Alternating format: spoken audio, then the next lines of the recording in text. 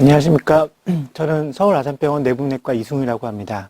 제가 오늘 말씀드릴 내용은 골다공증의 진단과 치료에 대해서 말씀드리고자 합니다. 골다공증이란 뼈가 약해서 작은 충격에도 쉽게 골절이 발생하는 골격계 질환을 할 수가 있습니다. 보시면 나이가 들면 들수록 뼈에 구멍이 숭숭숭 뚫리면서 약해지게 되는데 결국은 이렇게 뼈가 약해지다 보면은 약한 충격에도 쉽게 부러지게 됩니다. 실제로 골다공증 환자의 뼈 사진을 보시게 되면 정상인과 그렇지 않은 골다공증 환자를 보시게 되면은 안에 구멍이 숭숭 뚫려서 겉보기도 굉장히 약하게 돼 있고, 엑스레이를 보시게 되면은 뼈가 이렇게 납작쿵, 우리가 깡통을 뒷밟은 것처럼 이렇게 눌려 있는 것처럼 보이는 게 보이실 것입니다. 골다공증은 왜 생기는지 이제 궁금해 하실 텐데, 우리가 뼈에는 뼈를 만드는 조골세포라는 놈이 있고, 뼈를 부시는 파골세포라는 놈이 있습니다. 원래는 얘네 둘이 이제 균형적으로 낡은 뼈는 부수고 새로운 뼈는 조골세포가 만들고 하는 균형이 잘 이루어지는데 여러 가지 원인, 특히 폐경이 되거나 또 나이가 들게 되면 뼈를 부수는 파골세포의 힘이 월등히 강해지면서 뼈를 만드는 조골세포보다는 훨씬 더 뼈를 더 많이 갉아먹게 됩니다. 그래서 뼈의 형성과 흡수 과정의 불균형에 의해서 골다공증이 생긴다고 생각하시면 될 것 같습니다. 보시면 여자분이랑 남자분이랑 조금 차이가 크게 되는데 여자분들은 폐경, 여성 호르몬이 없어지는 직후에 뼈가 급격히 감소하게 됩니다. 남자분은 그렇지 않지만 나이가 들면 들수록 뼈가 완만하게 감소하게 됩니다. 그래서 이 여자분들이 특히 골다공증이 많게 되는 이유가 이러한 여성 호르몬의 원인이 됩니다. 골다공증 골절이 그럼 어디가 잘 발생하느냐? 손목, 겨울 같은 데 가시다가 넘어지시면은 손목이 부러진다거나, 또는 대퇴골, 이제, 겨울 역시, 겨울에 가서 넘어지다가 남들은 엉덩이 툭툭 털고 일어나시는데 혼자 못 일어나서 봤더니 대퇴골 골절이 됐다. 그리고 또 한 가지는 척추 골절이 있게 됩니다. 이 세 부위가 골다공증 골절이 잘 발생하는 부위입니다. 외래에서 많이 여쭤보시는데, 여기 발목, 두개골, 손가락, 발가락, 이거는 골다공증 골절과 관련이 있느냐? 보통 그렇진 않습니다. 그래서 골다공증 골절이 발생하는 부위, 특히 손목, 척추, 대퇴골이 뼈가 부러졌었다고 하면 내가 골다공증이 있나? 이렇게 생각해 보시는 게 좋을 것 같습니다. 뼈가 부러지면은 골다공증이 있으면 뭐가 위험한가요? 이렇게 여쭤보시면 제가 이제 말씀드린 건 뼈가 부러지면 사망할 수 있다라고 생각하시면 될 것 같습니다. 그래서 이게 우리나라 자료인데 대퇴골이 부러지면은 15.6%, 그러니까 한 10명 중에 15명 정도 분이 1년 정도 지나면 사망하게 됩니다. 우리가 척추골절은 되게 쉽게 생각하고 있는데 역시 척추골절도 보시면 1년 후에 5%, 100명 중에 5분 정도는 이 척추골절이 생기고 나서 1년 후에 사망하신다고 알려져 있습니다. 그러면 골다공증 과연 얼마나 흔한가? 이것도 이제 우리나라 한국의 데이터인데 보시면 50세 이상의 여성분의 3명 중, 10명 중에 3명에서 4명. 그러니까는 길거리에 걸어다니는 50대 친구 3분이 돌아다니시면 3분 중에 1명은 적어도 골다공증이 있다는 뜻이죠. 그리고 50세 이상 남성분은 10명 중에 1명이 골다공증을 갖고 있다고 되어 있습니다. 그러면 골다공증 골절은 또 얼마나 흔한가? 보시면 50세 여성은 10명 중에 3명, 남성은 10명 중에 1명이 일생 중에 한 번 정도는 골다공증 골절을 경험한다고 되어 있습니다. 그래서 골다공증 골절은 흔한 질환이라고 생각할 수 있습니다. 그러면 골다공증 있는 분들 과연 어느 정도가 병원에 가시느냐? 이 최근 2010년 자료를 보시게 되면 골다공증 있는 분들 중에 한 60명, 67명, 그러니까는 나머지 한 30% 정도는 자기가 골다공증이 있다는 걸 전혀 모르는 거죠. 그리고 실제로 그러면은 골다공증 약을 드시는 분 얼마나 되느냐?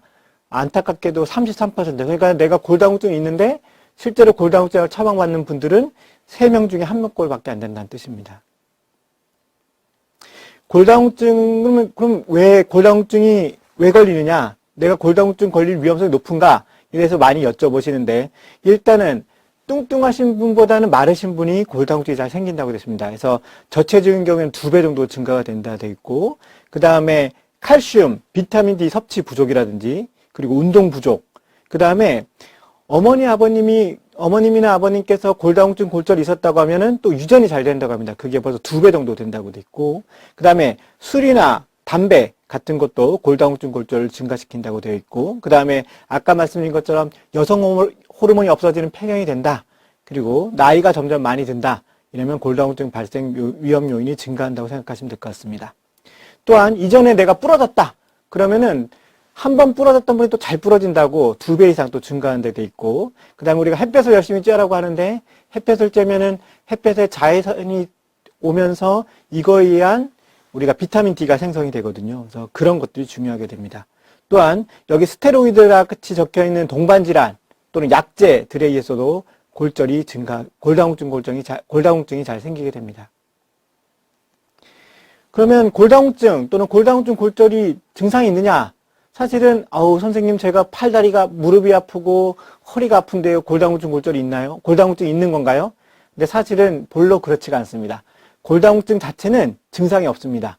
그래서 제가 외래에서 말씀드린 거는 골다공증이 진짜 있는지 없는지 알아보기 위해서는 아파서 하는 게 아니라 환자분 보고 여기서 한 10번만 넘어져 보세요. 그래서 넘어졌더니 아이고 뼈가 부러졌네요. 골다공증이 있으십니다. 이렇게 아시는 수밖에 없습니다. 따라서 골다공증은 증상이 없기 때문에 골다공증의 위험성이 높으신 분들은 검사를 받아보셔야 알 수가 있습니다. 그래서 이제 증상이 없고, 실제로 골다공증 골절을 그러면 증상이 있느냐? 물론 손목뼈가 부러지거나 대퇴골이 부러지면 굉장히 아프시겠죠. 그렇지만 우리가 척추골절은 4명 중에 3명 정도는 통증이 없다고 합니다.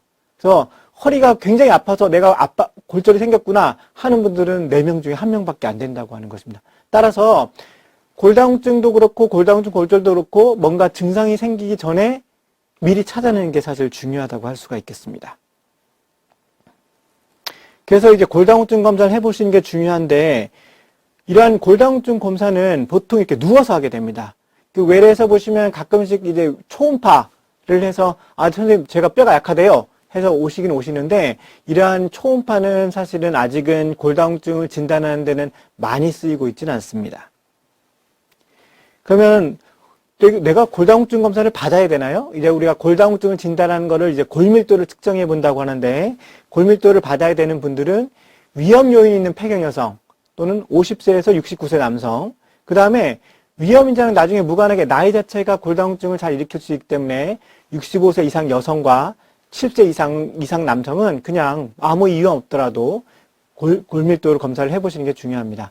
또한 아까 말씀드린 것처럼 한 번 골절을 겪은 사람은 다음번에 골절을 겪을 확률이 높기 때문에 골다공증 골절을 겪었던 분이라든지, 또는 아까 약물 또는 이제 여러 가지 질환에 의해서 2차성 골다공증이 생기는 분들은 또 필요하게 됩니다. 그리고 당연히 이제 골다공증 약물을 치료하게 될 때는 당연히 약을 쓰셔야겠죠. 그리고 다른 엑스레이를 찍다가 우연히 아이고 척추가 주저앉았네요. 또는 엑스레이 보니까 뼈가 너무 하얘서 구멍이 너무 약해 보여요. 이렇게 하는 경우에는 골밀도 검사를 받아보는 게 중요할 것 같습니다.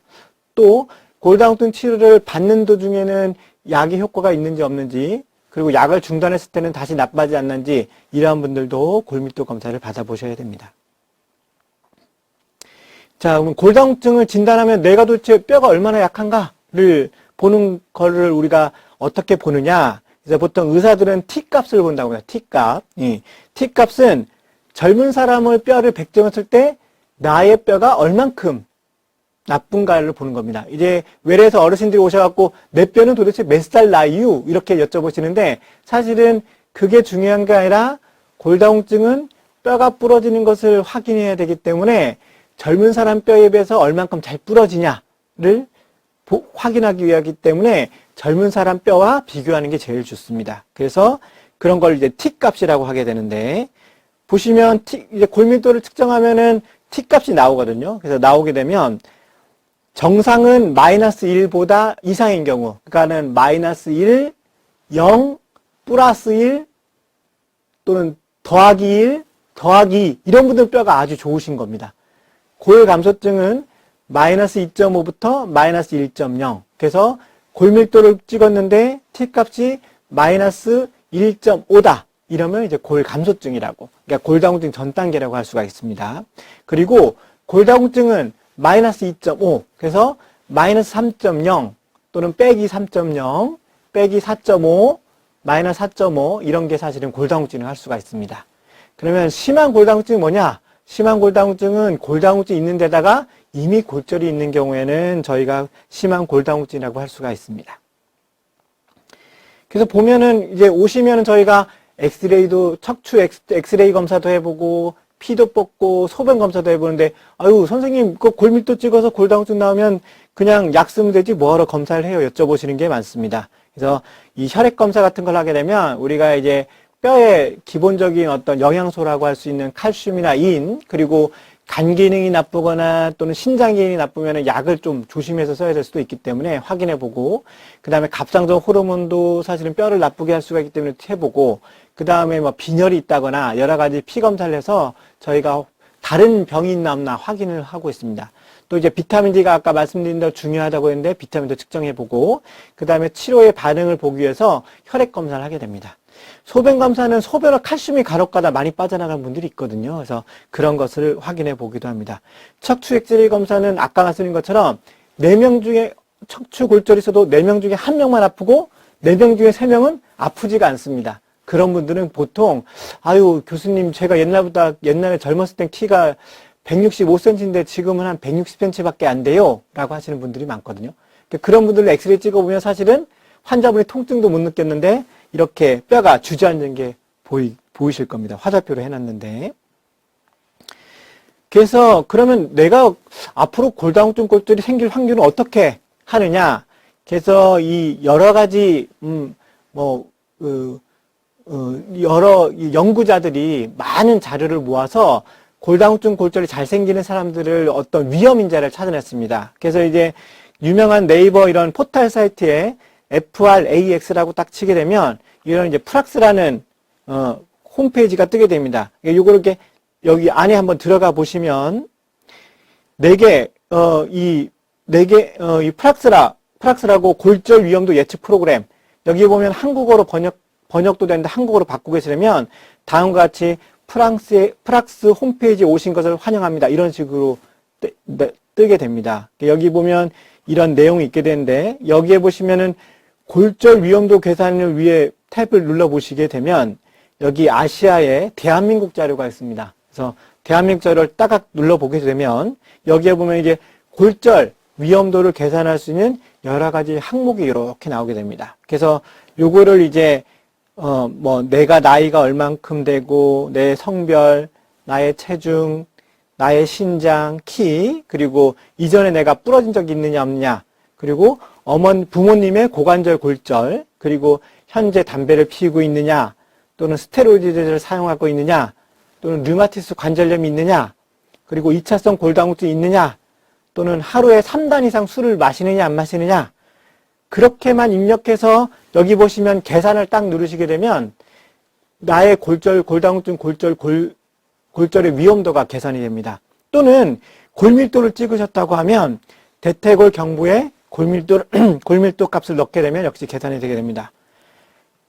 그래서 이제 여기서 나이가 내가 임의로 85세고 성별은 여성이고 체중은 51.5 그 다음에 신장은 153.8 그리고 이런 식으로 해서 각각 위험자를 넣어서 계산을 눌러봤더니 BMD 없이 골절 위험도를 측정해 보니까 주요 골다공증 골절이 10년 후에 생길 확률이 20%, 그 다음에 고관절 골절이 생길 확률이 16%라고 굉장히 높은 수치인데 이렇게 나오게 됩니다. 또 한 가지는 아까 말씀드린 것처럼 골밀도를 찍어보면 우리가 대퇴골 경부의 골밀도를 찍어볼 수 있는데 여기 보시면 T값이 마이너스 2.4가 나왔거든요. 그래서 그거를 또 넣어서 아까랑 똑같은 분인데 마이너스 2.4를 넣게 되면 역시 여전히 높으시죠. 이제 이번 데는 BMD 결과가 있는데도 불구하고 골다공증 골절이 20%, 고관절, 대퇴골 골절이 16%로 굉장히 높게 나오게 됩니다. 자, 여기까지 보셨으니까 한번 그 환자분들, 여기 지금 보시고 있는 분들의 나한테도 골다공증 골절이 생길 확률이 얼마나 되는지 한번 인터넷에서 한번 계산을 잠깐 해보십시오. 잠깐 멈추시고. 그러면 이제 내가 이제 골다공증 골절이 위험성이 굉장히 높은 사람이로구나. 그러면 내가 이제 골다공증 골절을 예방하기 위해서 어떻게 해야 되느냐? 그리고 치료를 어떻게 되는지에 대해 말씀드리고자 합니다. 일단 음식과 운동이 굉장히 중요한데 일반적인 치료는 칼슘과 비타민 D 섭취가 굉장히 중요합니다. 그리고 체중 부하 운동, 그 다음에 근력 강화 운동, 그 다음에 금연, 절주, 그리고 낙상 방지 이런 게 일반적인 치료로 굉장히 중요하게 됩니다.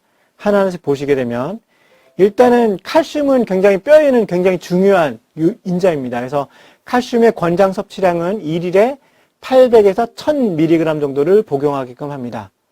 보시면 칼슘 섭취량이 이제 우리나라 한국 분들이 보통 식사를 하시게 되면 490mg 정도를 섭취하게 된다고 합니다. 그래서 60세 이상은 특히 60% 이상이 400mg 이하로 섭취하기 때문에 하루에 적어도 우리가 800에서 1000을 먹기 위해서는 적어도 500 정도의 칼슘을 좀 더 섭취를 해야 됩니다. 그래서 그냥 예를 들어서 우리가 하루에 900mg 정도 칼슘을 먹으려고 한다고 하면 음식을 500mg 그리고 고칼슘 우유는 보통 칼슘이 400 정도 들어있기 때문에 고칼슘 우유로 하루 한 팩 정도 또는 음식을 500mg 정도 섭취하고 또는 칼슘 보충제를 400mg 정도 보충하는 게 하루에 900mg 정도 측정할 수가 있습니다. 드실 수가 있습니다. 그러면 칼슘이 어떤 것들이 많이 들어있느냐? 사실은 제일 외에서 많이 권유하는 건 우유입니다. 우유가 보통 한 컵, 200cc 한 팩에 칼슘이 220 정도 들어있기 때문에 일반적인 식사랑 우유 2잔 정도면 하루에 먹는 칼슘 자체를 900mg 정도 할 수가 있기 때문에 그 정도 양은 충분하게 됩니다. 다만 고칼슘 우유는 그거보다 한 2배 정도 들어있기 때문에 일반적인 식사를 하시고 나서 고칼슘 우유 하루 한 잔 또는 한 팩을 드시게 되면 900mg 정도로 역시 그 하루에 드실 수 있는 칼슘량을 유지하게 됩니다. 나머지 그 들어있는 양도 이렇게 나와 있으니까 한번 참조를 해 주십시오. 칼슘은 이제 사실은 가장 좋은 거는 그 음식으로 드시는 게 가장 좋습니다. 왜냐하면은 칼슘 보충제는 부작용이 이어져 있게 되는데 우리가 칼슘약을 먹었더니 속이 안 좋아요. 위장장애, 변비 대부분의 이런 부작용들은 비타민 D보다는 칼슘 때문에 생기는 경우가 많습니다. 그래서 외래에서는 보통 말씀드릴 때 칼슘을 약으로 드시는 것보다는 우유를 드실 수 있으면 우유로 드십시오 라고 말씀을 드리게 됩니다. 그 다음에 신결석이나 고칼슘 요증 환자들은 물론 주의해야 되지만 많은 영양을 드시지 않으면 큰 문제가 없다고 알려져 있고 그 다음에 뭐 뉴스에 막 나오긴 하는데 심혈관 위험성이 증가한다. 그래서 내가 선생님 이거 먹어도 되나요? 하는데 이게 심혈관 위험성이 증가하는 분들은 보통 외국 분들이거든요. 그래서 외국 분들은 잘 아시다시피 저희처럼 밥, 국 이렇게 드신 게 아니라 우유, 빵 이렇게 드시지 않습니까? 그래서 유제품 섭취가 굉장히 많기 때문에 그분들은 저희는 아까 말씀드린 것처럼 하루에 500mg 채 드시지 않는데 그분들은 이미 식사량으로만 해도 850, 1100 드시는 분들이거든요. 근데 거기다 또 칼슘을 드시니까 너무 양이 많아지는 겁니다. 따라서 한국 분들은 워낙 드시는 칼슘량이 평상시에 적기 때문에 보충제 자체 때문에 심혈관 질환이 증가한다. 그렇진 않다고 생각되어집니다. 비타민 D도 굉장히 중요한데 보시면 아시겠지만은 햇볕이 요즘 굉장히 세서 더군다나 요즘은 이제 마스크도 쓰고 다니기 때문에 햇볕을 별로 쬐 일이 없죠. 그리고 밖에 많이 돌아다니지 못하니까 비타민 D가 굉장히 낮다고 알려져 있습니다. 비타민 D는 이제 칼슘 흡수를 도와서 뼈를 강화시키고 또한 이제 근육 같은 거에도 비타민 D가 좀 있다고 알려져 있기 때문에 덜 넘어질 수가 있게 됩니다. 그 피부에서 햇볕을 쬐면 자외선이 오기 때문에 저절로 합성이 되는데 따라서 예를 들면은 집에 햇볕이 잘 드는 집안에 있다. 유리를 통해서 받는다. 그러면 사실은 비타민 D가 생성이 안 되겠죠. 그리고 요즘은 최근에는 화장품이 너무 많이 좋아져서 자외선 차단 얼마 딱 되면은 사실은 얼굴에 조금만 바르고 사실은 옷만 입어도 사실은 비타민 D의 어떤 만들 수 있는 자외선 차단이 너무 완벽히 되기 때문에 적어도 얼굴은 자외선 차단제를 바른다 하더라도 다리 등은 약간 노출을 시켜서 비타민 D를 쬐 수 있는 비타민 D를 만들 수 있는 자외선을 쬐는 게 굉장히 좋다고 알려져 있습니다. 그 다음에 등푸른 생선에 또 음식 같은 게 있는데 그 양이 굉장히 적다고 돼 있고 보시면 여기 대구, 간유, 연어 이런 거에 드시게 되는데 사실은 음식으로 먹으려면 굉장히 많은 영양이 필요한 상태고 보통 하루에 800 IU를 필요한다는데 가장 좋은 거는 햇볕을 쬐는 것입니다. 그게 부족하다고 하면은 이제 먹는 약을 좀 처방을 해드리는 거고요. 아까 말씀드린 것처럼 전 국민의 80%가 비타민 D 부족 상태이고, 특히 비타민 D가 필수적인 10대, 20대는 90% 이상이 비타민 D가 불충분하다고 합니다. 잘 아시겠지만 학생들 아시죠? 아침에 햇볕 못 쬐고 아침에 일찍 가고 저녁 늦게 오지 않습니까? 그러니까는 사실은 저희 자외선을 가서 쬐 수가 없죠. 그래서 그런 햇볕을 쬐 수 있는 시간이 절대로 모자라기 때문에 비타민 D가 굉장히 모자란 상태라고 알려져 있습니다. 피해자 음식은 아까 골다공증, 골절 위험인자의 하루에 3단위 이상 술이 나왔죠. 이 단이라는 거는 그 술병으로 한 잔 생각하시면 될 것 같습니다. 그래서 소주는 소주잔, 맥주는 맥주잔, 그의 한 단위가 한 잔 이상인데 3잔 이상 드시게 되면 안 좋다고 되어 있거든요. 그리고 커피는 사실은 드셔도 됩니다. 드셔도 되는데 하루에 3잔, 4잔 이상 드시기에는 좀 안 좋다고 되어 있고, 그거보다 적은 음식을 드시는 게 좋습니다. 그리고 이제 환자분들이 제일 많이 여쭤보시는 게 그러거든요. 아우, 선생님 저 골다공증 있으니까는 멸치를 많이 먹을까요? 뱅어포를 많이 먹을까요? 이렇게 되는데, 잘 아시겠지만 멸치랑 뱅어포는 굉장히 짜죠. 그래서 우리가 음식을 짜게 먹게 되면 사람 몸이 보호 효과로 소변으로 그 소금을 내놓게 됩니다. 근데 소금이 지 혼자만 나가면 되는데 기껏 열심히 먹었던 칼슘 같이 끌고 나가거든요. 그래서 음식을 짜게 먹으면 기껏 열심히 드셨던 칼슘 자체도 같이 끌고 나가기 때문에 그런 짜지 않게 드시는 게 굉장히 중요합니다. 운동은 사실은 모든 운동이 좋다고 돼 있는데 체중이 싣는 운동, 일주일에 요거는 이제 5일 이상, 하루 30분 이상 하라고 돼 있는데 걷기, 춤추기, 에어로빅, 조깅, 줄넘기, 계단 오르기, 테니스 이런 게 이제 체중이 싣는 운동으로 좋다고 되어 있고, 근력 강화 운동, 중력에 저항하는 운동, 그러니까 쉽게 말하면 약간 뭔가 무거운 무게를 드는 거가 일주일에 2, 3회 정도는 세야 되는데 발끝으로 서기 또는 아령 들어올리기 또는 웨이트 트레이닝 같은 것이 필요하다고 되어 있습니다. 또 한 가지는 사실은 뼈가 약해도 환자분께 말씀드린 게 넘어지지 않으면 중요하다. 뼈가 약한데 넘어지면은 그거는 뼈가 부러질 수가 없기 때문에 뼈가 약하면 넘어지지 않게 굉장히 중요하다고 말씀드립니다. 실제로 제가 아는 그 선생님 중에 어머님이 골다공증이 있었다고 합니다. 그래서 이제 계속 치료를 하는데 약도 드리고 하는데 자꾸 부러지셔서 극단의 조치를 취했는데 극단의 조치를 취하고 나서는 한 번도 안 부러지셨다고 합니다. 그래서 이제 제가 도대체 어떤 방법을 썼는지 한번 여쭤보니까 그 24시간 내내 옆에 간병인이 계셨다고 합니다. 그래서 간병인 옆에 항상 계시니까 넘어질 상황을 안 주시는 거죠. 그래서 균형 운동과 자세 운동, 이거 매일 하시는 거는 사실은 뼈가 약해도 넘어지지 않게 하는 가장 기본적인 운동이기 때문에 외래에서 강조도 하긴 하지만 가장 중요한 운동이라고 할 수가 있습니다.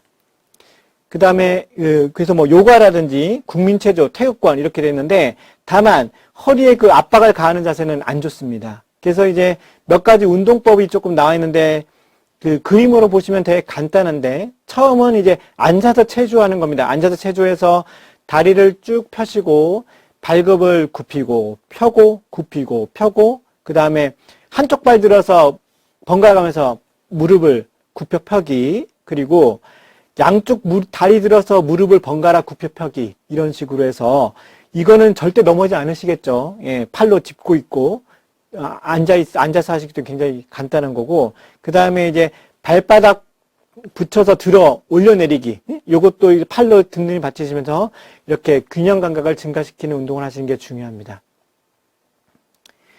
이거는 이제 의자를 가지고 하는 건데, 엉덩이 외전근 강화 운동은 허리와 무릎을 굽히지 않고 곧게 서서 의자 등받이의 위쪽을 잡고 반대쪽 손을 골반 위에 대고 그쪽 다리를 이렇게 그대로 들어올리는, 그래서 발끝은 앞을 향하고 골반은 들지 않고 다리를 낮추고 10회 정도 반복하고 반대쪽 다리도 반복해서 운동합니다. 보시면서 한 번 정도 멈추고 한 번 정도 운동을 한번 해보십시오. 굉장히 사실은 그 쉬운 운동이고 편안하게 할 수 있는 운동이기 때문에 이런 것들이 도움이 되고, 두 번째는 역시 의자로 가는 건데, 뭐 보시면 아시겠지만 발 앞 들어올리기, 발 뒤꿈치 들어올리기, 보시면 아시겠죠? 이제 역시 균형 감각을 하기 위해서 의자로 넘어지지 않게 붙잡으면서 이렇게 잡아서 할 수 있는 것이 중요할 것 같습니다.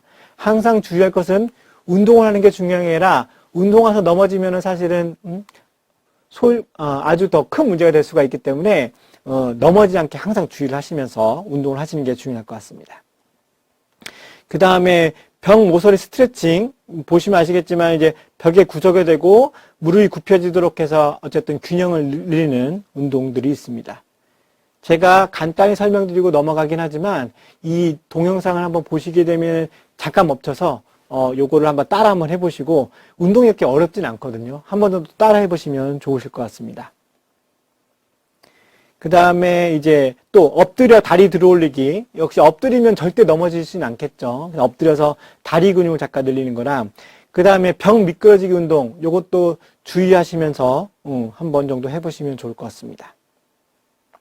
대신에 하면 안 되는 운동이 있습니다. 하면 안 되는 운동은 뼈가 굉장히 약하신데 뼈가 너무 굽혀지거나 너무 펴지거나 이러면은 뼈가 부러질 수가 있겠죠. 그래서 골다공증 환자가 하면 안 되는 운동이 이렇게 너무 허리를 굽는다거나 또는 무거운 거를 허리를 낮춰서 너무 들어 올린다든지, 그리고 허리를 너무 편다든지 이런 운동은 좋지가 않습니다. 그리고 가장 중요한 건 아까 말씀드린 거 넘어지지 않으면 중요하다고 되어 있는데 낙상 방지가 굉장히 중요하게 됐습니다. 보시면은 집에 사실 요즘 핸드폰도 많고 선풍기도 막 있고 요즘은 또 온열기, 또 요즘은 공기청정기 이런 게 많기 때문에 다니시는 곳에 이렇게 전원줄 같은 게 있거든요. 근데 그런 거 이제 약간 툭 걸리면 이게 근력이 좀 없어지신 분들은 와닥탁 넘어지게 됩니다. 그래서 그런 게 중요하고, 그 다음에 눈이 많이 오거나 이럴 경우에 넘어지지 않게 주의하셔야 될 것 같고, 빙판길 주의하셔야 될 것 같아요. 요즘 또 눈이 많이 와서. 그래서 화장실은 어린애들 샤워하다가 주로 많이 넘어지시거든요. 그래서 샤워하실 때 밑바닥에 애들이 넘어지지 않게 밑바닥에 이렇게 잘 미끄러지 않는 그런 패드 같은 게 있습니다. 미끄럼 방지 바닥 같은 게 있거든요. 아니면은 조금 샤워 같은 거 하실 때는 양말 같은 거 좀 젖어도 되면 양말 같은 거 신으면은 아무래도 맨발보다는 조금 덜 미끄러지거든요. 그래서 그렇게 조금 덜 넘어지시게 하시는 게 중요할 것 같습니다. 그 다음에 눈이 안 좋으시면 당연히 잘 넘어지겠죠. 계단 같은 거 헛디딜 수가 있고, 그래서 눈 치료를 잘 받으셔야 되고, 또 치매나 파킨슨 같은 경우에는 잘 넘어질 수 있는 균형 감각이 좀 떨어질 수가 있기 때문에 그런 것도 넘어지지 않게 주의하시는 게 굉장히 중요할 것 같습니다. 그리고 밤중에 주무시다 일어설 때 주위 사람이 깰 수가 있으니까는 불 깜깜하게 하고 더듬더듬해서 가시다가 와닥탁 넘어지는 경우가 있거든요. 그래서 사실은 주무실 때 보통 이게 주무시는 근처쯤에 수면등, 그래서 이게 잠깐 눌러서 켤 수 있는 그런 불을 약간 켜셔서 넘어지지 않게 주의하시는 게 굉장히 중요할 것 같습니다. 그리고 밤늦게 무슨 약 같은 거, 또 특히 이뇨제, 이런 소변을 많이 보시는 약 같은 거를 드시게 되면 밤에 또 이런 소변 보실 수 있기 때문에, 소변을 보러 나가실 수 있기 때문에 주무시기 전에 소변 한번 보시고 잠자리에 드시는 것도 도움이 될 것 같습니다. 그래서 운동요법이랑 식이요법 하면 치료가 되는지, 사실은 물론 조금 좋아지긴 할 수 있지만 완벽히 골다공증을 완치시킬 수는 사실 없다고 되어 있습니다. 그래서 이제 골다공증 치료제가 역시 필요하게 되는데, 뼈가 약해지면 강아지게 할 수 있느냐? 보통 약제를 쓰게 되면 조금 뼈가 강해집니다. 그리고 강해지는 것도 있지만 골밀도 자체로 강해지지 않더라도 안 부러지게 할 수 있는 능력이 생기기 때문에 골다공증 치료하는 게 굉장히 중요합니다. 농담처럼 우리가 골다공증 약을 안 드시면 10번 넘어지면 10번 부러지는 거를 요즘은 약제들이 좋아서 10번 넘어지면은 그 중에 한 3번, 또 4번, 5번 정도만 부러지게 막아줄 수가 있거든요. 그래서 사실은 그런 골다공증 치료가 굉장히 중요하다고 할 수가 있겠습니다. 그래서 골다공증 치료제를 먹게 되면 뼈의 양도 증가하고, 그 다음에 골다공증에 의한 골절을 최대 70%, 그러니까 아까 말씀드린 것처럼 10번 넘어지면 10번 다 부러질 거를 10번 넘어지면 한 3번 정도만 부러지게 막아줄 수가 있는 거죠. 그리고 반드시 아까 말씀드린 골다공증 예방법, 낙상 방지, 그 다음에 칼슘이랑 비타민 D 적절한 섭취, 그 다음에 운동, 이런 것들이 시행되면 훨씬 더 좋아지실 것 같습니다. 그럼 골다공증 치료에는 보통 누가, 나는 언제부터 치료해야 되느냐? 아까 말씀드린 것처럼 T값이 마이너스 2.5 이하면은 골다공증이라고 말씀드렸죠. 그런 분들은 골다공증 치료를 꼭 드시라고, 골다공증 치료를 꼭 하라고 권유되고 있습니다. 실제로 나라에서도 그거에 대한 약제는 보험으로 지금 처방을 해주고 있고요. 그 대신에 골감소증, T값이 마이너스 2.5 이상이어도 골절 위험도가 높은 경우, 예를 들면은 가족력, 어머님, 아버님께서 막 내가 잘 넘어지고 막 부러진 경력이 있었다. 아니면 내가 한번 손목이 부러진 적이 있다. 아까 말씀드린 것처럼 한 번 부러지면 다시 부러질 확률이 높기 때문에. 그리고 스테로이드 제제는 뼈가 괜찮아 보이는에도 불구하고 사실은 굉장히 약하기 때문에 잘 부러질 수가 있거든요. 그래서 스테로이드 제제를 복용하거나 또는 저체중, 아까 말씀드린 것처럼 뚱뚱하신 보다는 마르신 분이 골다공증이 잘 오고 골절이 잘 생기거든요. 그래서 저체중인 경우. 그 다음에 골다공증 골절이 있었던 경우, 아까 말씀드린 것처럼 뭐 손목이라든지 또는 대퇴골 또는 척추, 그런데 골절이 있는 분들은 약을 드시는 게 좋습니다. 그리고 계산된 골절 위험도, 아까 이제 제가 잠깐 멈춰보고 혹시나 골절 위험도 계산해 보라고 돼 있는데, 이건 뭐 정해져 있지는 않지만 10년 후에 주요한 골다공증 골절 위험도가 20% 이상인 경우나 또는 10년 후에 고관절, 대퇴골 골절 위험도가 3% 이상인 경우에는 치료를 하라고 권유하고 있습니다. 그래서 이런 게 좀 높으면 약을 먹어야 되는지에 대해서는 의사 선생님과 한번 의논해 보시면 중요할 것 같습니다. 골다공증 약에는 어떤 약이 있나요? 굉장히 많습니다. 근데 이제 두 가지 정도로 크게 나눠지는데, 뼈가 아까 말씀드린 것처럼 파골세포에 의해서 뼈가 막 부서지는 걸 막아주는, 뼈가 부서지는 부서지는 것을 막는 약이 굉장히 많이 쓰이게 됩니다. 그리고 최근에는 뼈가 만들어지는 약도, 아까 이제 뼈를 만드는 세포가 조골세포라고 하는데, 그 조골세포처럼 뼈를 만들어지게 하는 돕는 약도 있게 됩니다.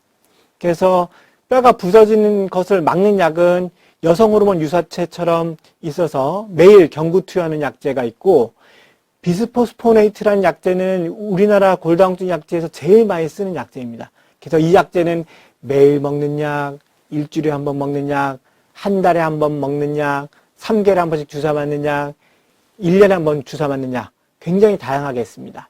그리고 데노스마비라고 새로운 주사가 나왔는데, 요것도 6개월에 한 번 정도 주사 맞으면 됩니다. 그러니까 1년에 2번 정도 맞으면 되는 거죠.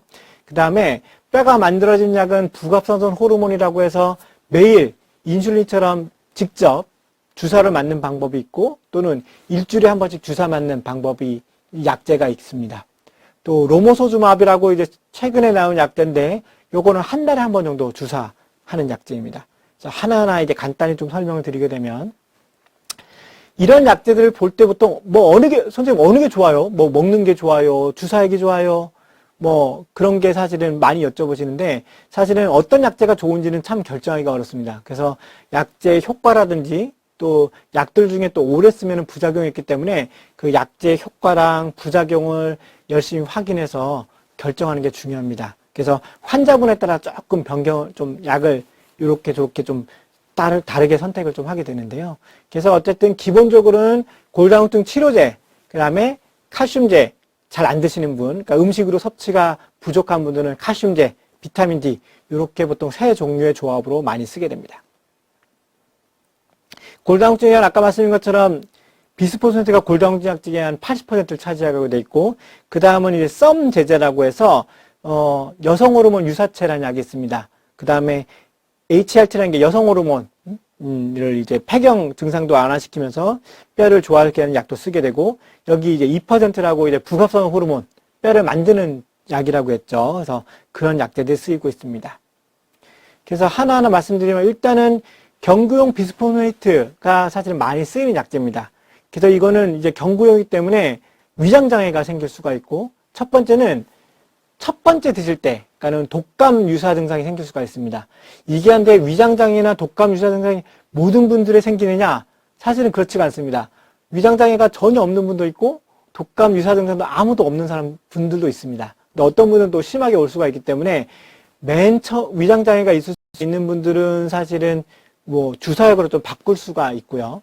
독감 유사 증상은 그 약간 맷집처럼 처음 드실 때는 굉장히 심하게 오다가 두 번째 먹을 때는 그래도 지난번보다 조금 약한 것 같대. 세 번째, 네 번째 드실 때 보면 아, 이게 점점 약해지는 거예요. 막 이렇게 느끼시게 될 겁니다. 그리고 장기간 복용하실 때는 사용할 때는 부작용이 뭐 턱백에사 치과 가시면 많이 들으실 텐데 치과 가시면 선생님들이 아유 골다공증 드시면 저기 치아 못 뽑아요 이렇게 말씀하시는 경우가 많습니다. 이러한 부작용이 턱벽에서 때문에 생기는 건데 요거에 대해서는 제가 다시 한번 말씀을 좀 드리겠습니다. 경구용 비스포스페트는 약간 몸에 흡수가 잘 안 되기 때문에 약간 복용법이 조금 복잡합니다. 그래서 야, 이 약이 진짜 안 좋은 약이구나. 복용법만 들어도 아, 이 약은 진짜 독한 약이네 생각하실 텐데 그냥 간단히 생각하시면 약을 먹고 곧장 들어놓으시면 약이 속이 역류가 되면서 속이 쓰립니다. 그래서 약 자체는 공복에 드시고 아침에 일어나자마자 공복에 드시고 물 많이 드신 다음에 약 먹고 1시간 정도만 들어눕지 않으시면 되거든요. 뭐 아침 준비하시든지 운동을 하시든지 앉아서 TV를 보시다든지 그러니까는 결국은 약을 먹고 들어눕지만 않으시면 곧장 들어눕지만 않으시면 굉장히 간단히 먹을 수 있는 약이고 그 다음에 아침에 일어나서 공복에 드실 때는 한 아침 준비하시면 30분 정도 있다가 다른 음식을 드시면 될 것 같습니다. 그래서 투여 방법은 말씀드린 것처럼 매일 먹는 약도 있고 일주일에 한 번씩 먹는 약도 있고 한 달에 한 번씩 먹는 약도 있습니다. 이 턱벽에서는 어떻게 생각하시면은 좀 잘못 알고 계신 게 골다공증 먹으면은 턱뼈가 막 썩어 들어간다 이렇게 생각하시는데 사실은 그렇지 않고 오히려 거꾸로 우리가 정형외과 선생님이나 또는 이제 치과 선생님께 정형외과 선생님도 사실은 허리 수술하실 때 보시면은 보통 이제 나사나 이런 고를 해서 이제 뼈를 고정시키는 경우가 있고 그 다음에 임플란트도 사실은 마찬가지죠. 그 치아에다가 나사 같은 걸 해서 그 위에다가 이 치아를 씌우는 건데 그 골다공증 있는 분이랑 아닌 분은 굉장히 다르다고 합니다. 골다공증 없이 뼈가 굉장히 튼튼한 분들은 우리가 그 나무 아니면 튼튼한 콘크리트에 나사를 넣는 듯한 느낌이 드릴을 할 때 그런 느낌이 드는데 이 골다공증 있는 분들은 그냥 두부 같은 거에다 나사를 넣는 것처럼 푹푹 들어간다고 합니다. 그래서 아 이분들은 뼈가 굉장히 약하시구나 생각이 들어서 아 이러면은 수술해도 잘 낫지가 않겠구나 그런 생각이 드신다고 합니다. 따라서 이런 골다공증이 있는 분들은 치아 자체도 안 좋을 수가 있고 또 뼈 수술하기도 안 좋을 수가 있는데 이러한 이 턱벽에서는 발치 그러니까는 그냥 치아가 안 좋아서 치아를 뽑거나 또는 임플란트 하려면은 그 남아있는 치아를 빼고 넣어야겠죠. 그래서 그런 경우에 보통은 한 8주 정도 지나면은 2달 정도 지나가면은 이제 아물어서 새 뼈가 이렇게 돋아야 되는데 그게 늦게 돋는다는 겁니다. 따라서 멀쩡한 치아가 약을 먹는다고 썩어 들어간 게 아니라 치아에서 뭔가 발치를 하고 나서 그 아무는 게 좀 오래 걸린다는 뜻이죠. 그래서 경구투여제 먹는 약을 드시는 분은 굉장히 적은 수, 주사제는 더 적은 수, 주사제도 생길 수가 있는데 굉장히 적은 수입니다. 그래서 약을 보통 4년 이상 쓴 경우에 증가하기 때문에 그래서 요즘은 이제 골다공증 치료제를 선생님 저 이제 몇 년 써야 돼요 여쭤보시는 경우가 많은데 보통 3년에서 5년도 쓰고 나서 약을 끊는다라고 한 이유가 이러한 장기간의 부작용을 예방하기 위해서 그렇게 쓰게 됩니다. 그리고 따라서 이런 턱벽옷을 예방하기 위해서 약을 비스포스를 쓰게 되면은 턱벽에서 위험성이 있을 수가 있고 한 번 더 치료하게 되면 아까 말씀드린 것처럼 보통 3년에서 5년도 치료하는 것이 권고가 되고 있기 때문에 치과 문제가 있다면 사실은 급한 거 없으니까 사실은 치과 치료 먼저 하고 나서 약을 시작하는 게 좋습니다. 그렇지만 이미 복용하고 있는데 치아가 나빠졌다.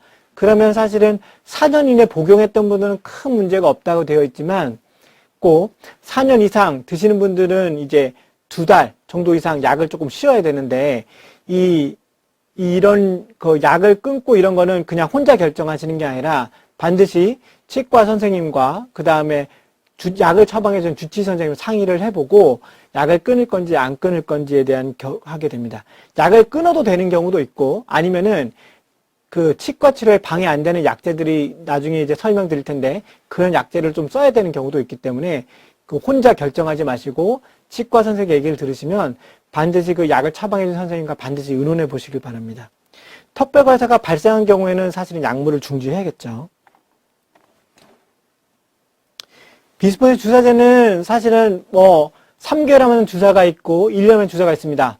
그러면 이제 많이 여쭤보시는 게 이건 먹는 게 나아요? 주사가 나아요? 근데 효과는 비슷하다고 되어 있습니다. 그래서 사실은 뭐 아까 말씀드린 것처럼 위장관 부작용이 너무 심하거나 또는 이제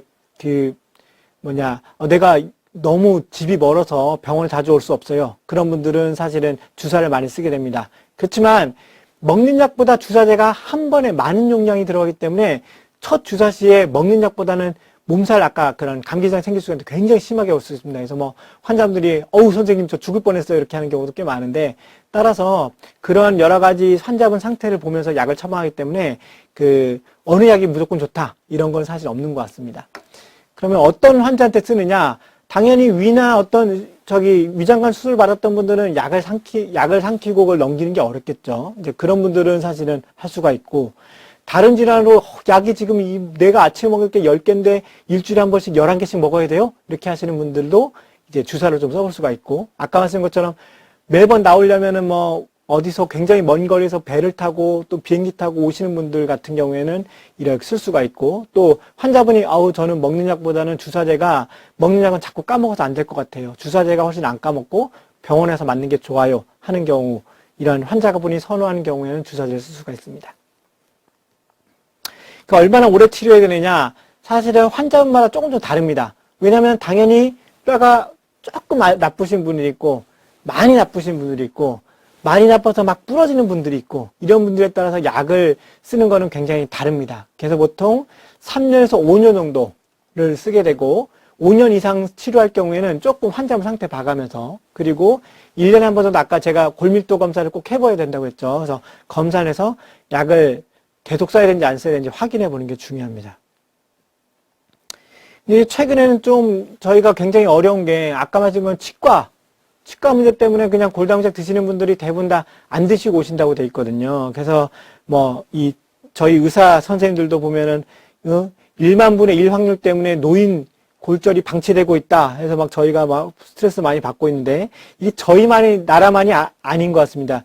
외국 이거 캐나다의 자료인데 캐나다에서 오죽하면 이런 자료를 냈는데 여기 보시면 이제 이 골다공증 골절이 생길 확률이 이렇게 많고 그 다음에 교통사고 또는 살인자가 와서 나를 총 쏴서 죽일 확률이 사실은 치과 치료받다가 문제가 생길 확률이랑 거의 비슷하게 돼 있거든요.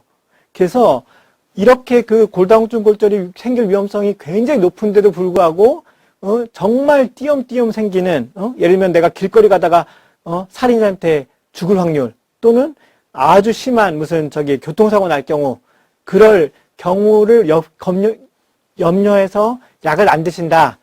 이렇게 해서 이런 약간 통탄해야 하는 그 자료가 나오고 있어서 사실은 이런 자료는 우리나라뿐만 아니라 외국도 마찬가지인 것 같습니다. 그래서 항상 약을 드시는 거에 대한 부작용에 대해서는 의사 선생님이 나는 고민하고 많이 하고 있기 때문에 그냥 무작정 내가 이거 어디 들어보니 친구가 무슨 턱뼈가 썩어 들어간다. 그래서 나 약 안 먹을래. 그렇게 하시진 않으시는 게 굉장히 중요할 것 같습니다.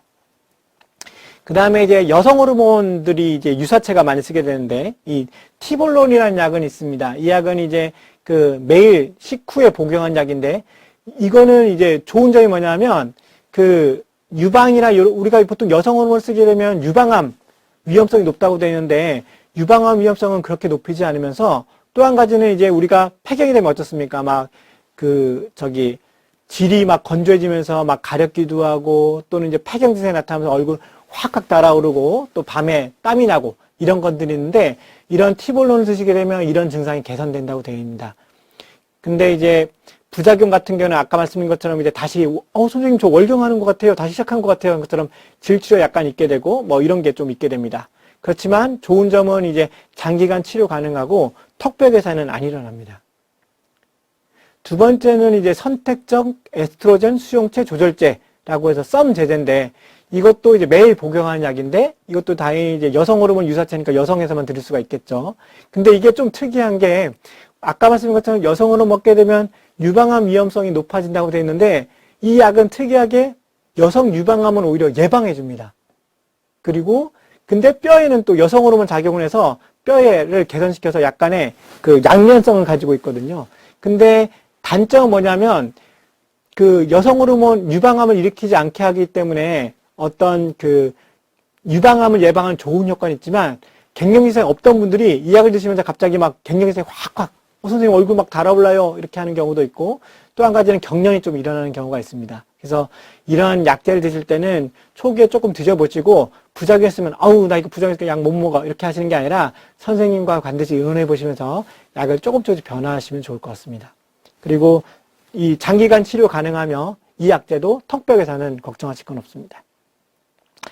데노스맵이 이제 최근에 나온 약제인데 6개월에 한 번 정도 맞는 주사입니다. 이 주사는 그 보통 지금 우리가 그 드시거나 또는 주사를 맞는 비스포스포네이트라는 약제보다는 훨씬 더 조금 더 효과가 좋기 때문에 그 골다공증이 심한 환자라든지 또는 우리가 콩팥이 안 좋은, 콩팥 기능이 안 좋은 분들은 이 골다공증 약제를 함부로 쓸 수가 어려운데 이 약제는 콩팥이 좀 안 좋아서 쓸 수가 있는 약제입니다.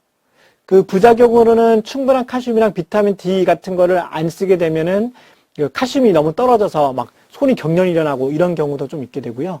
그 다음에 이거는 이제 턱벽에서는 있을 수가 있습니다.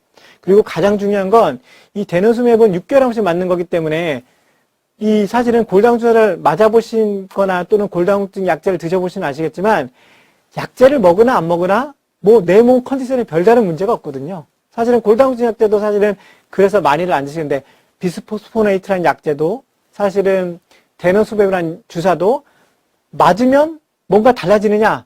잘 모릅니다. 그냥 맞고 나중에 골밑도 찍어봤더니 1년 뒤에 골밑도 찍어봤더니 아유 선생님이 많이 좋아지셨네요 이렇게 얘기하시는데 사실은 내가 이걸 맞는다고 해서 안 맞는다고 해서 뭔가 달라지는 게 아니거든요. 당뇨약이나 고혈압약 같은 경우는 어떻습니까? 약을 안 드시게 되면은 당이 오른다든지 또는 혈압이 막 오르는데 이 골다공증은 사실은 약을 먹어도 잘 모르겠고 약을 안 먹어도 잘 모르겠고 그래서 사실은 그거를 실험해보기 위해서는 약을 먹기 전에 한 10번 넘어져서 몇 개 부러지나 보고 사실은 약을 열심히 먹어보고 10번 넘어서 몇 개 부러지나 사실은 그렇게 해봐야 알 수가 있는데 사실은 그럴 수가 없지 않습니까? 그래서 이 6개월 간격으로 정확한 간격으로 맞는 게 중요한 건데 데노스맵 같은 경우에는 맞다가 안 맞아버리면 뼈가 휘리릭 나빠져 버립니다. 그래서 오히려 골절이 더 생길 수가 있기 때문에 6개월 간격으로 정확한 간격으로 맞는 게 중요합니다. 요즘은 이제 코로나 때문에 굉장히 6개월 간격으로 오시는 게 어려운 경우가 있거든요. 그러니까 6개월 있다 오셔야 되는데 하필이면 그때 막 그 코로나 굉장히 상태가 심해지면서 아우 내가 한 3개월 늦게 갈까? 유사해서 3개월 있다 왔는데 그때 보니까 엑스레이 찍어 보니까는 이제 막 골절이 생기거나 그럴 수가 있기 때문에 이 주사를 맞게 되면 6개월에 한 번씩 되도록이면 6개월에 한두 달 정도는 상관이 없지만 되도록이면 그 주사 기수를 꼭 주기를 맞춰서 맞아야 되는 약제입니다. 꼭 주의하셔야 됩니다. 부갑상선 호르몬제는 아까 말씀드린 것처럼 이거는 이제 뼈를 만드는 주사죠. 그래서 이게 사실은 매일 주사를 맞거나 인슐린처럼 또는 주 1회 병원 가서 주사를 맞으셔야 됩니다. 이 사실은 약간의 고가입니다. 왜냐하면 이제 뼈를 부시지 않는 게 아니라 뼈를 오히려 만드는 약이기 때문에 고가긴 하지만 아주 심한 골다공증이거나 다른 약제의 효과가 없는 경우에는 도움이 많이 됩니다. 그래서 이 약제도 주사를 맞을 때는 뼈가 좋아집니다. 근데 끊으면 휘리릭 약효가 없어지기 때문에 주사를 맞고 뼈가 좋아진 다음에는 다른 약제를 써야 그 뼈가 좋아진 뼈가 유지가 됩니다. 그래서 그 약을 중단한 후에는 반드시 다른 약제를 쓰는 게 굉장히 중요합니다. 안 그러면 지금까지 저 주사를 고생해서 맞았던 약효과가 휘리릭 없어지거든요. 로모소주맵도 마찬가지입니다. 이건 이제 매월 1회 한 번 병원에 가서 주사 맞는 건데 역시 가격은 좀 비싸지만은 아주 심한 골다공증이나 기존 약제 효과 없는 경우에는 뼈가 막 좋아지기 때문에 굉장히 좋은 약제입니다. 그래서 이건 한 1년 정도 치료하게 돼 있고 이 약제도 마찬가지입니다. 주사를 맞을 때는 뼈가 많이 좋아지고 끊으면 휘리릭 약효가 없어지기 때문에 약 중단 후에는 반드시 다른 약제가 필요하다고 생각할 수 있습니다. 이 골다공증의 치료의 가장 큰 적은 그겁니다. 골다공증 약제 치료 중단율. 아까 말씀드린 것처럼 이게 보면은 이제 12개월 정도 되면은 10명 중에 7명이 치료를 중단하게 되는데, 결국은 10분을 약을 쓰게 되면 3분만 1년 동안 드시는 거죠. 아까 말씀드린 것처럼 저희가 골다공증 약제는 3년에서 5년 정도를 써야 되는데, 사실 1년 만에 대다수의 10명 중에 7명이 약을 안 드셔버리니까 굉장히 골다공증 치료가 굉장히 어렵습니다. 그래서 아까 말씀드린 것처럼 이 골다공증 치료제가 사실은 우리가 고지혈증, 콜레스테롤 약이랑 굉장히 비슷한데, 사실은 당뇨나 고혈압인 경우에는 약을 안 드시면 어떻습니까? 막 혈압도 오르고, 아우, 당뇨도 막 오르고 막 난리네. 아우, 나 약 먹어야겠다. 이렇게 되는데, 사실은 콜레스테롤, 이런 골다공증 치료는 약을 먹어도 별로 뭐 상관이 없고, 약을 안 먹어도 별로 몸에 어떤 변화가 없거든요. 다만 콜레스테롤은 우리가 조절을 안 하게 되면은 나중에 중풍이나 심장질환이 생길 수가 있고, 이러한 골다공증은 압박골절, 골다공증 골절이 생길 수가 있기 때문에 반드시 이러한 골다공증 치료를 게을리하지 마시고 선생님이 어느 정도 드실 때까지, 사실은 한국은 굉장히 좋은, 우리나라는 좋은 여건이 있는 게 1년에 한 번 정도 골밀도 검사를 약을 먹고 있는 경우에는 찍어보라고 권유하고 있고, 그거에 맞춰서 약을 보험으로 하고 있기 때문에 꾸준히 검사를 하실 수가 있거든요. 그래서 약을 먹어보고 어느 정도까지 약을 드실지는 반드시 지금 약을 주시는 선생님, 주치의 선생님이랑 의논해 보고 약을 꼬박꼬박 잘 드시고, 1년, 그러니까 한 번 드시면 보통 1년 정도 드신다고 생각하면 됩니다. 1년 정도 치료를 쭉 받은 다음에 골밀도 찍어봐서 좋아졌어요. 아니면은 좋아졌는데 조금 더 치료해야겠어요. 이런 거에 따라서 치료를 선생님 말씀대로 중단하든지 또는 계속하든지 그런 게 중요하다고 할 것 같습니다.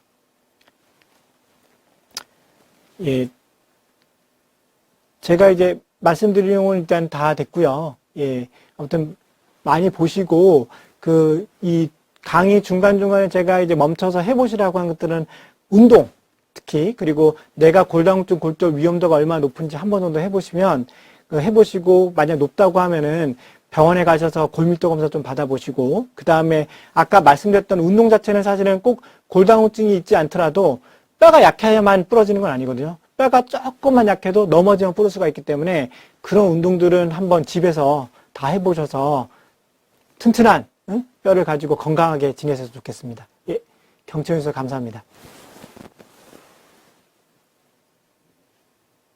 네. 몇 분 정도 됐어요?